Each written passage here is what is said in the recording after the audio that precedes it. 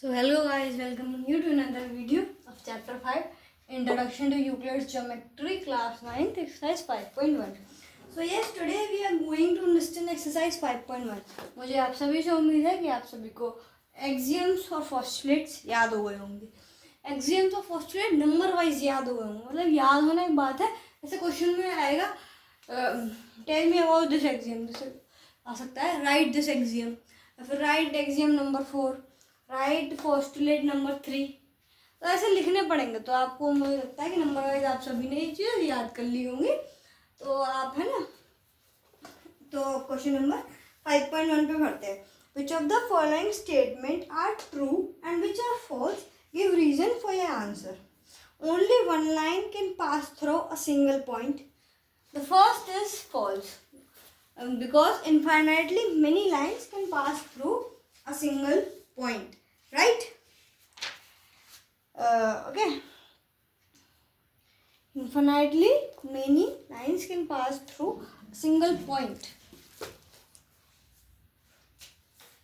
The question is saying only one line can pass through a single point. No, infinitely many lines can pass through a single point. So this is question number 2. Question number 2. There are infinite number of lines when can pass through two distinct points. Two distinct points से infinitely many lines pass कर सकती हैं क्या? नहीं, only and only one. So second one is false. According to which postulate second one is false? According to axiom.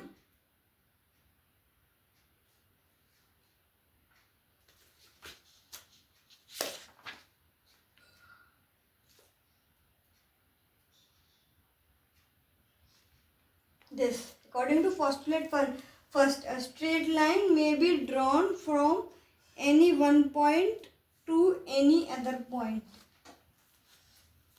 है ना? Question number 3. A terminated line can be produced indefinitely on both sides. True. ये तो direct पढ़ा था हमने इस पहले इसमें. Postulate 2 में terminated line can be produced indefinitely, है ना, on both sides. हाँ. Fourth, if two circles are equal, then their radii are equal. If two circles are equal, then their radii is equal. Obviously yes, उनका radius भी same ही होगा क्योंकि दो circle equal है. Fifth, in figure 5.9 AB is equals to PQ. PQ is equals to XY. Then AB is equals to XY. This is also true according to the very first axiom. Things which are equal to the same thing which are equal to one another. Okay, question number 2. Give a definition for each of the following terms. Are there other terms that need to be defined first?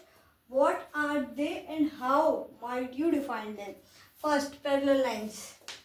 Lines which never meet each other are called parallel lines. थोड़ी और अच्छी language में क्या कह सकते हैं?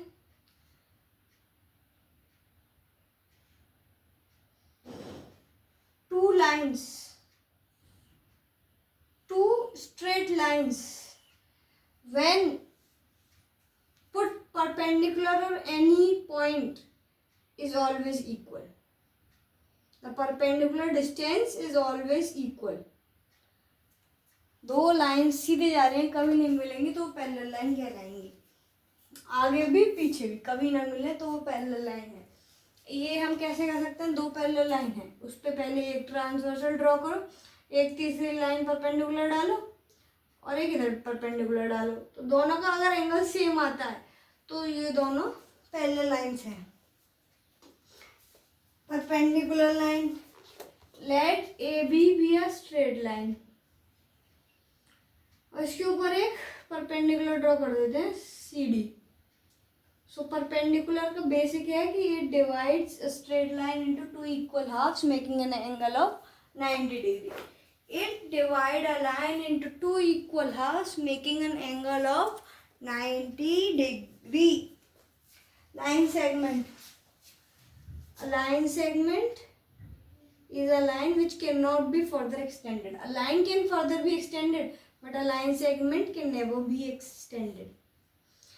It's a fixed distance which can never be extended. Radii of a circle. Radii of a circle is simply the radius. Means full length ही हो गई आपका डायमीटर, डायमीटर का half is equals to radius, diameter का half is equals to radius. Square, a square is where all the sides are equal and each are making an angle of 90 degree with each other.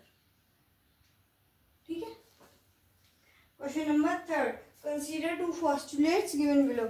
Given any two distant object A and B, there exists a third point C which is in between A comma B. ठीक है. There exist at least 3 points that are not on the same line. अगर ये तो हमारी कोई postulate है ही नहीं, तो इसमें कंसीडर करो, है नहीं, कंसीडर करो. So अब क्वेश्चन है, do these postulates contains any undefined terms? Yes. क्या करना है ये तो बताया ही नहीं गया. अनडिफाइंड टर्म्स मतलब क्या मतलब निकल रहा है, तो नहीं निकल रहा है, इसलिए अनडिफाइंड टर्म्स है. Are this postulate consistent? No. No, these postulates are not consistent. Do they follow Euclid's postulate? Explain. No, they do not follow any Euclid's postulate. Question number 4. If a point C lies between A and B such that if a point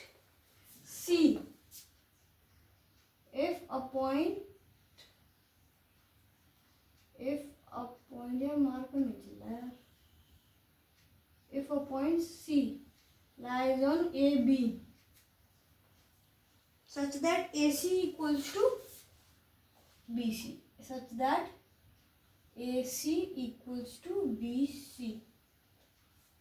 prove that AC is equals to half of AB. Prove that AC is equals to half of AB. Explain by drawing the figure.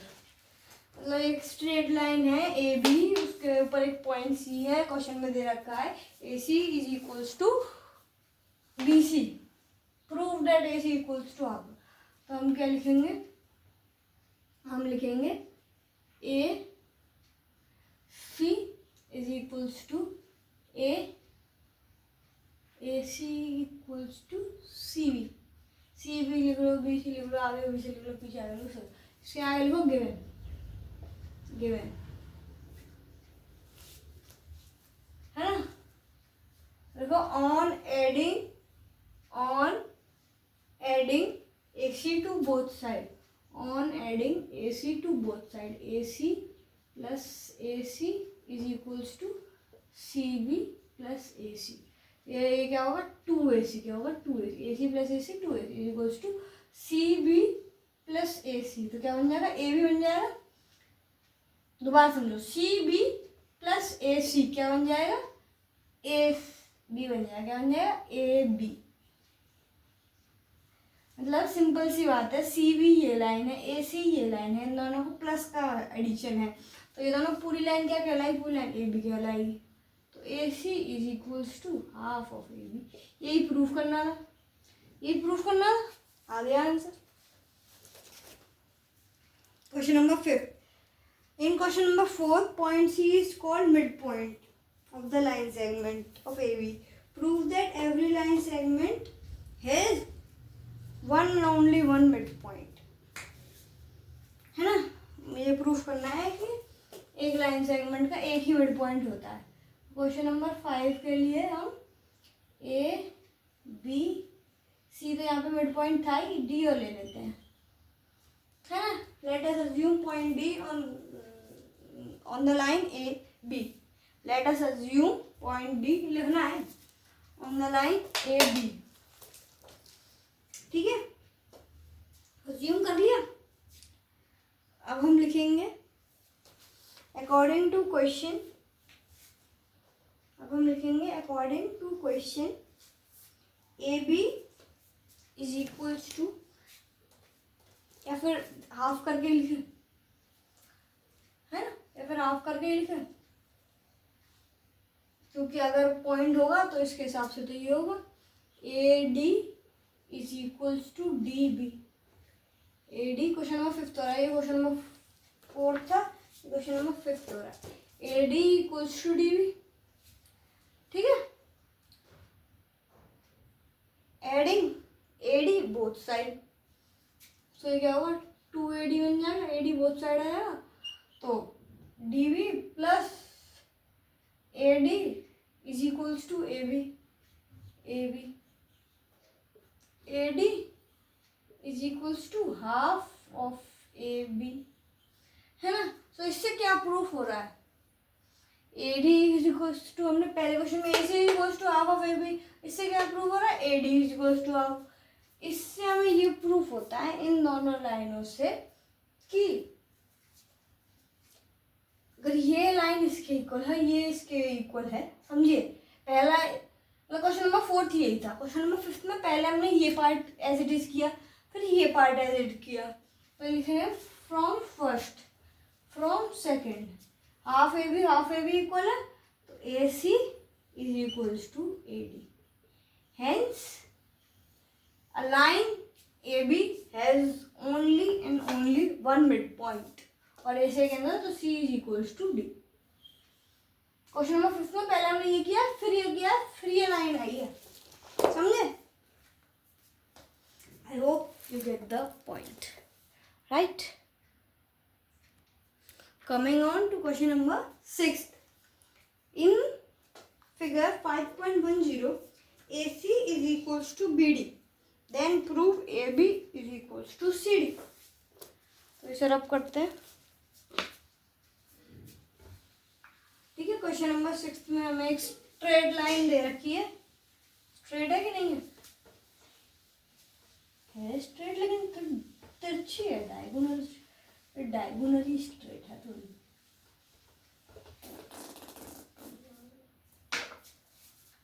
है ना।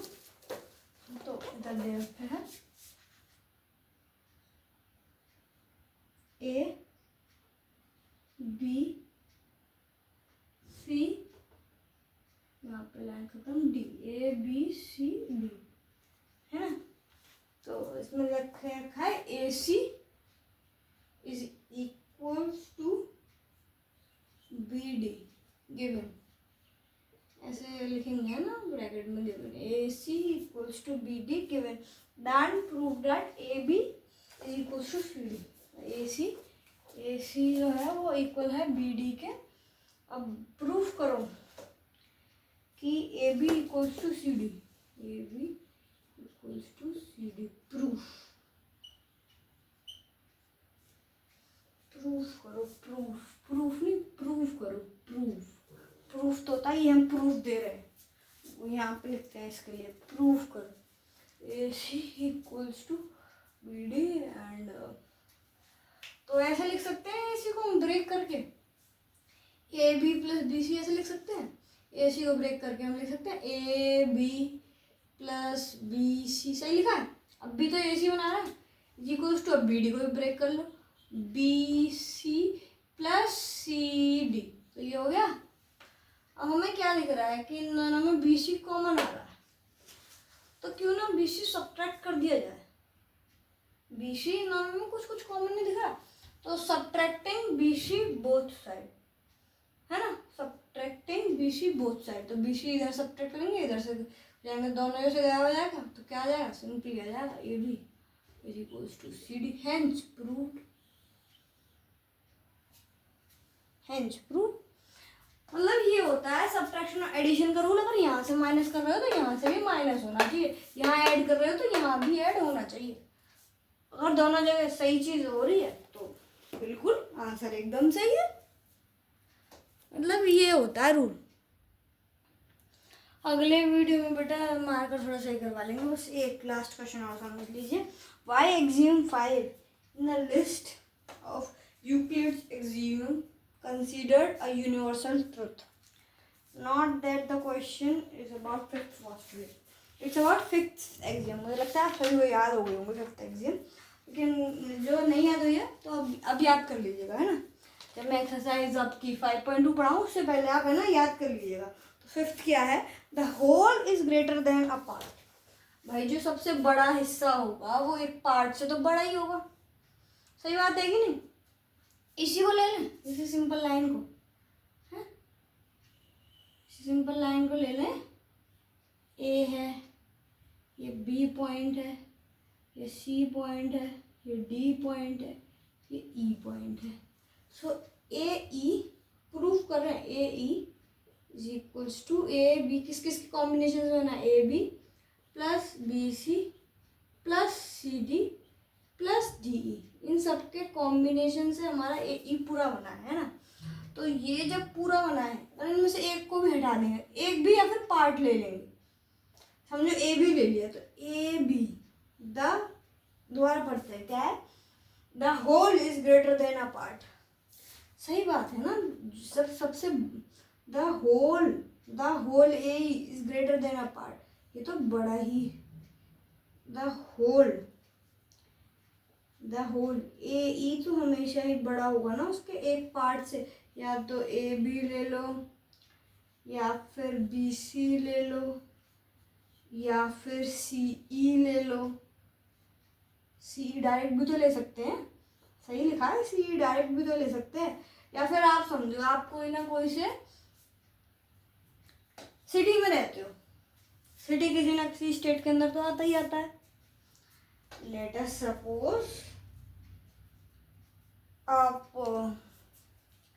UP के किसी city में रह रहे हैं, मेरठ में रह रहे हैं, लेट अस सपोज, सिटी आ गई, उससे बड़ा तो एक स्टेट आ गया ना, स्टेट से बड़ा इंडिया, कंट्री आ गया, है ना। सो ये सब क्या है, द होल, मतलब द होल को स्टेट ले सकते हैं, the whole state is greater than a part मेरे तो छोटी जगह हो गई ना, या फिर the whole UP Uttar Pradesh is greater than a part, है ना। So thank you, catch you up in the next one, hope you like the content, do not forget to like, share and subscribe. Thank you, catch you up in the next one.